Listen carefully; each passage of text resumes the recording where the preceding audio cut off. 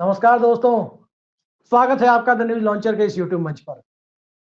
दोस्तों, महाराष्ट्र कैडर की आईएएस अधिकारी पूजा खेड़कर की बतौर यूपीएससी प्रतिभागी और आईएएस कैडर उनकी सदस्यता यूपीएससी ने रद्द कर दी है। अब वो आईएएस अधिकारी नहीं रही और न ही भविष्य में किसी भी परीक्षा प्रणाली का हिस्सा हो सकती है। लेकिन सवाल यह है कि आखिर वो कौन सा विवाद था जिसके कारण यूपीएससी के चेयरमैन रहे मनोज सोनी को इस्तीफा देना पड़ा। कहा तो गया कि वो फकीर बनने यानी साधु बनने जा रहे हैं, झोला उठाकर जा रहे हैं। लेकिन झोला उठाने के पीछे क्या पूजा खेड़कर प्रकरण भी एक मुद्दा था? क्या यूपीएससी कभी इस रहस्य से पर्दा उठा पाएगी कि पूजा खेड़कर प्रकरण की वजह से मनोज सोनी को इस्तीफा देना पड़ा या वाकई वो फकीर बनने चले थे? दरअसल कई सवाल खड़े हो रहे हैं और सवाल यूपीएससी की परीक्षा प्रणाली की शुचिता को लेकर खड़े हो रहे हैं, खासकर पूजा खेड़कर के मामले में। पूजा खेड़कर को लेकर अनियमितता की कई बातें सामने आई जो सार्वजनिक रूप से हर जगह है, पब्लिक डोमेन में है। पूजा खेड़कर के बदले कहा जा रहा है किसी और ने परीक्षा दिया। पूजा खेड़कर ने आईएएस की नौकरी फ्रॉड तरीके से हासिल की, तमाम बातें कही जा रही है। लेकिन पूजा खेड़कर इंटरव्यू देने पहुंची थी तो किसके बोर्ड में पहुंची थी? यूपीएससी में 9 मेंबर होते हैं यूपीएससी बोर्ड में, और 9 मेंबर जब यूपीएससी बोर्ड के मेंबर होते हैं, अध्यक्ष समेत, तो अध्यक्ष जो यूपीएससी के होते हैं बाकी सदस्यों की तरह उनका भी बोर्ड होता है। 5 लोगों की बोर्ड इंटरव्यू लेती है आमतौर पर किसी कैंडिडेट का, जो पीटी और मेंस क्वालिफाई करने के बाद इंटरव्यू बोर्ड तक पहुंचते हैं। 5 लोगों की बोर्ड होती है और उस बोर्ड की अध्यक्षता यूपीएससी के 9 सदस्यों में से कोई एक सदस्य करता है। 26 अप्रैल 2023 को पूजा खेड़कर का इंटरव्यू हुआ और 26 अप्रैल 2023 को जब पूजा खेड़कर का इंटरव्यू हुआ, वो इंटरव्यू मनोज सोनी जो यूपीएससी के अध्यक्ष थे, उनकी अध्यक्षता वाली बोर्ड में उन्होंने इंटरव्यू दिया था। मनोज सोनी की अध्यक्षता वाली बोर्ड में पूजा खेड़कर ने इंटरव्यू दिया और न्यूज पोर्टल में जो खबरें चल रही है उस पर भरोसा करें तो 275 नंबर के इंटरव्यू में पूजा खेड़कर में पता नहीं कौन सी प्रतिभा दिखाई दी मनोज सोनी और उनके बोर्ड को कि उस बोर्ड में लगभग 67%, 67% मार्क्स, 2/3 मार्क्स पूजा खेड़कर को दिए गए। 275 में 184 नंबर पूजा खेड़कर को दिए गए। अब पूजा खेड़कर को 184 नंबर लायक क्या यूपीएससी बोर्ड ने मान लिया था? ये एक सवाल अलग से है। दूसरा सवाल यह है कि पूजा खेड़कर को जो मार्क्स आए, क्या वो मार्क्स मनोज सोनी की बोर्ड ने जो मार्क्स दिए, क्या उस पूरी प्रक्रिया पर सवाल नहीं उठना चाहिए? क्योंकि जिस अधिकारी को अधिकारी होने का दर्जा यूपीएससी ने खत्म कर दिया, डीओपीटी ने खत्म कर दिया, उसे इंटरव्यू बोर्ड्स में इतने इतने तगड़े नंबर देने वाले व्यक्ति को क्या जांच के दायरे में नहीं आना चाहिए? 2017 में मनोज सोनी, जो आरएसएस और एफिलिएटेड विंग से लंबे समय तक जुड़े बताए जाते हैं, उन्हें यूपीएससी बोर्ड का मेंबर बनाया गया। यानी वो 2017-18 से ही इंटरव्यू लेते रहे।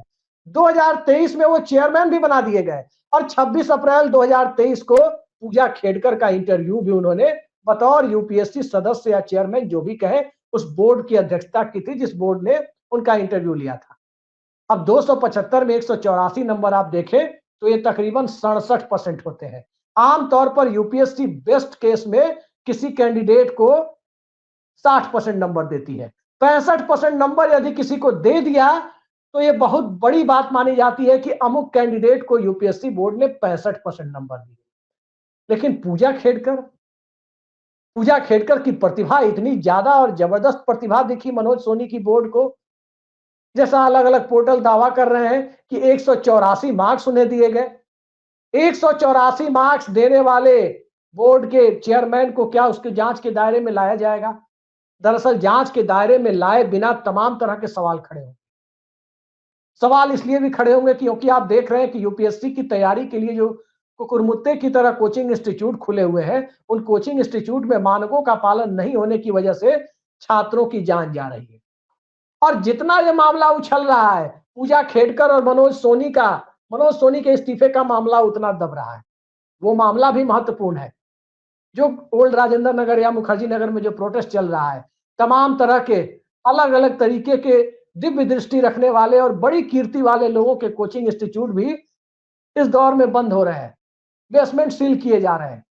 लेकिन यूपीएससी के अंदर जो बेसमेंट बन चुका है, यूपीएससी में जिस प्रकार के गड्ढे की बातें सामने आ रही है, क्या उस गड्ढों के ऊपर से कभी पर्दा हटेगा? क्या एक साफ सुथरी परीक्षा प्रणाली की तरफ यूपीएससी लेकर जाएगी?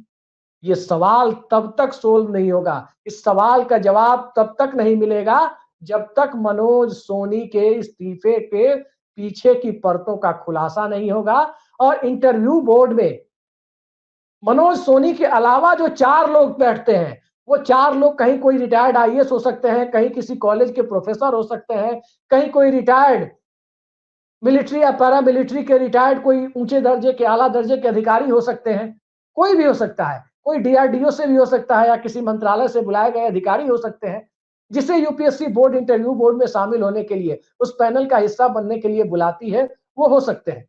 तो सवाल ये है कि क्या कैट यानी केंद्रीय प्रशासनिक न्यायाधिकरण, सेंट्रल एडमिनिस्ट्रेटिव ट्रिब्यूनल, या फिर सर्वोच्च न्यायालय के आदेश से इस बात की कभी कोई जांच होगी कि मनोज सोनी के बोर्ड में 67% के करीब नंबर कैसे दिए गए? 67% नंबर लोगों को आते हैं, कई बार हो सकता है किसी को 70% भी आ गए हो, लेकिन पूजा खेड़कर को 67% नंबर दिया जाए, जो 65, 60, 65% नंबर अपने आप में चमत्कार माना जाता है, वहां पूजा खेड़कर को 67% नंबर दिया जाए, ये सवाल तो उठेगा। और सवाल इसलिए भी उठेगा क्योंकि इसकी जांच नहीं हो रही है, इस पर पर्दा डालने की कोशिश हो रही है। सिर्फ पूजा खेड़कर को सेवा से बर्खास्त करके इस मामले की इतिश्री की जा रही है। कौन जानता है ऐसे कई पूजा खेड़कर आपके सामने हो, कौन जानता है ऐसे कई लोग हो जो इस तरह से सेवा में आए हो और इसी तरह से सेवा दे रहे हो, इसी तरह से वो मसूरी जा रहे हो लवासना में ट्रेनिंग करने, इसी तरह से हैदराबाद की पुलिस एकेडमी में जा रहे हो, या नागपुर में या फरीदाबाद की आईआरएस की रेवेन्यू सर्विस की ट्रेनिंग इंस्टीट्यूट में जा रहे हो, कौन जानता है आखिर हो क्या रहा है? पूजा खेड़कर के मामले के बाद भी अगर इस पर जांच नहीं बैठे और जांच की शुरुआत यदि वहां से ना हो कि इनको इंटरव्यू बोर्ड में सवाल कैसे पूछे गए, जवाब क्या दिए, नंबर कैसे आए, सबसे पहले तो उस बोर्ड के बचे हुए 4 सदस्यों को बुलाकर किसी जांच एजेंसी को बात करनी चाहिए। तमाम गोदी मीडिया के लोगों को भी पता करना चाहिए कि ये कौन 4 लोग थे जो मनोज सोनी के अलावा भी बैठे हुए थे। स्वाभाविक है कि अगर, मैं नहीं जानता संलिप्तता थी या नहीं, लेकिन थोड़ी भी संलिप्तता मनोज सोनी की इस पूरे प्रकरण में पूजा खेड़कर को अनैतिक रूप से लाभ पहुंचाने में रही होगी, तो बाकी 4 में कोई ना कोई तो सच बोलेगा, कोई ना कोई तो बताएगा कि अंदर में हुआ क्या था।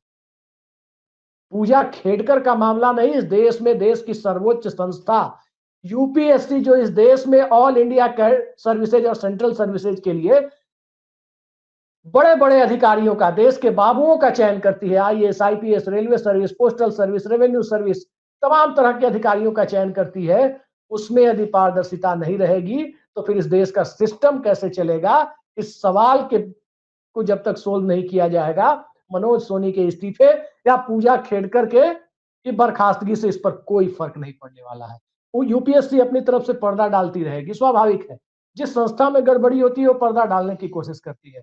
यूपीएससी कोई जांच इंक्वायरी बिठाएगी नहीं, डीओपीटी कोई जांच इंक्वायरी बिठाएगी नहीं, तो ये जांच या इंक्वायरी बिठाएगा कौन? या तो न्यायपालिका बिठाए या फिर जेपीसी बिठाई जाए, वहीं से इसका रास्ता निकल सकता है, या फिर कैट खुद जांच करे, सेंट्रल एडमिनिस्ट्रेटिव ट्रिब्यूनल। अब रास्ता इसका निकलता है या नहीं निकलता है, लेकिन परीक्षा प्रणाली के ऊपर जो लोगों का भरोसा डिगा हुआ है वो बहाल कैसे होगा, ये सबसे विचारणीय प्रश्न है। और इस प्रश्न के पीछे जो सबसे बड़ा सवाल है वो यही है कि क्या पूजा खेड़कर की बर्खास्तगी और मनोज सोनी के इस्तीफे में कोई संबंध है, कोई लिंक है इस दोनों में? और इस लिंक पर दूध का दूध और पानी का पानी कि क्या वाकई कोई लिंक है या वाकई पूजा खेड़कर ने इंटरव्यू में अच्छा प्रदर्शन किया था? इन सारे सवालों का जवाब मिले बिना संकट के बादल, संशय के बादल गहराते चले जाएंगे। देखते हैं आखिर इस ठहरे हुए पानी में कंकड़ कौन मारता है, कौन सी संस्था, सर्वोच्च न्यायालय, कैट, जेपीसी, कौन इसमें कंकड़ मारने की कोशिश करता है? तो देखते जाइए कंकड़ कौन मारता है। उसी पर इस देश की परीक्षा प्रणाली और लाखों छात्रों का जो भविष्य टिका हुआ है, उनकी उम्मीदें टिकी हुई है, वो उसी पर निर्भर है। फिलहाल के लिए इतना ही। नमस्कार।